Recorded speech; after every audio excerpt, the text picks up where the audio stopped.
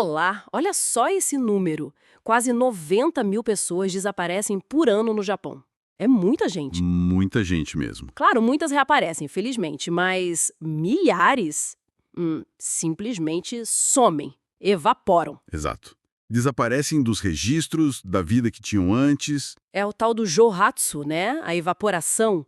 Pessoas que escolhem, assim, cortar tudo, sumir e recomeçar em outro lugar em segredo total. É uma decisão radical. E hoje a gente vai, bom, tentar entender melhor isso, né? Vamos mergulhar numa reportagem que investiga essa realidade, que é bem surpreendente. A ideia é sacar as motivações, como fazem isso e o impacto, claro. Vamos lá. A reportagem traz um caso, sabe? O de Makiko, 21 anos. 4 anos atrás, ela deixou uma carta para os pais. Eles não quiseram se identificar, compreensível. Imagina a dor. Pois é. E ela deixou tudo para trás. Bolsa, celular, chaves, tudo mesmo. É angustiante pensar nesses pais, né? Vivendo nessa incerteza todo dia. E a polícia, como fica? Então, no começo a polícia meio que não agiu muito. Consideraram um sumiço voluntário, sabe? E isso tem um porquê, né?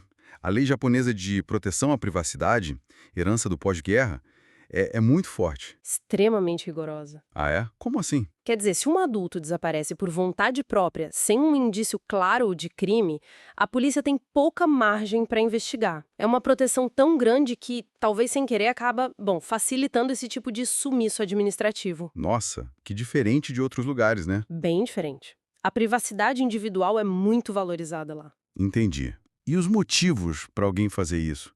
Para virar Johatsu? São vários, pelo visto. Sim, muitos. Problemas pesados no trabalho, na escola, dívidas também, às vezes impagáveis.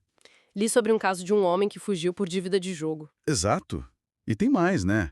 Saúde mental, claro, fugir de abuso doméstico, conflitos familiares que não têm mais solução, É, complicado. e tudo isso assim, turbinada por uma pressão social muito, muito intensa no Japão. Aquela coisa da conformidade, sabe? De não poder falhar. Precisamente. O fracasso não é só seu. É quase uma vergonha para o grupo todo. E a vergonha lá pesa muito.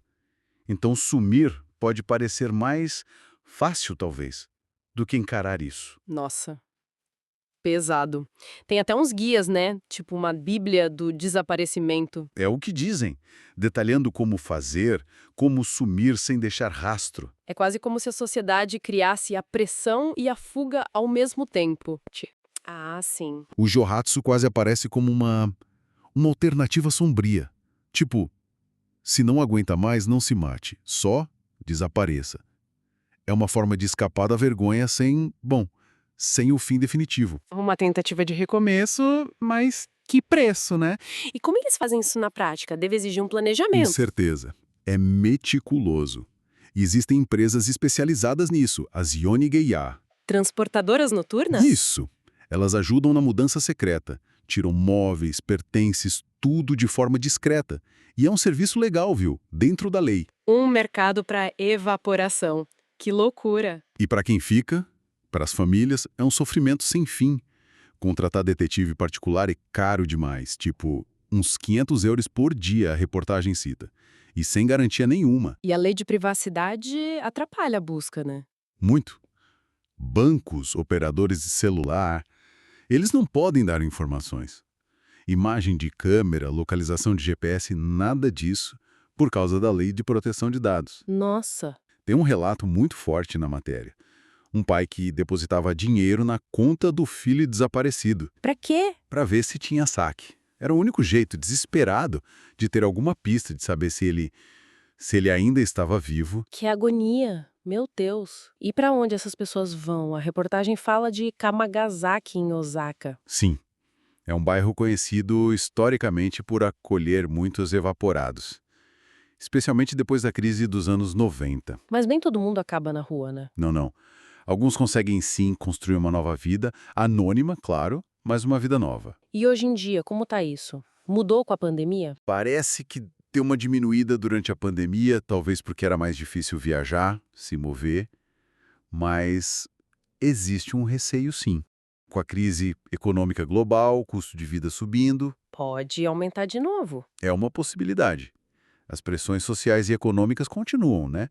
Pode ser que mais gente veja isso como uma saída. Então, assim, pra gente amarrar aqui, o Johatsu é muito mais que só gente sumindo. Com certeza. É um fenômeno complexo, super ligado à cultura japonesa, às leis de lá, uma resposta talvez extrema a pressões sociais muito fortes e que é facilitada por essa proteção rigorosa da privacidade. Exato. E o resultado? Bom, é essa dor, é essa incerteza que fica para sempre nas famílias. Pois é. Isso tudo faz a gente pensar, né? Se leis de privacidade tão fortes e pressões sociais tão específicas lá no Japão levam a um fenômeno como esse, que outras coisas, talvez menos óbvias, podem estar acontecendo em outras culturas. Dependendo do que cada sociedade valoriza mais, né? Privacidade, conformidade. Exato. Que realidades sociais podem estar escondidas pelas nossas próprias regras e normas, mesmo sem a gente perceber. Fica aí a reflexão.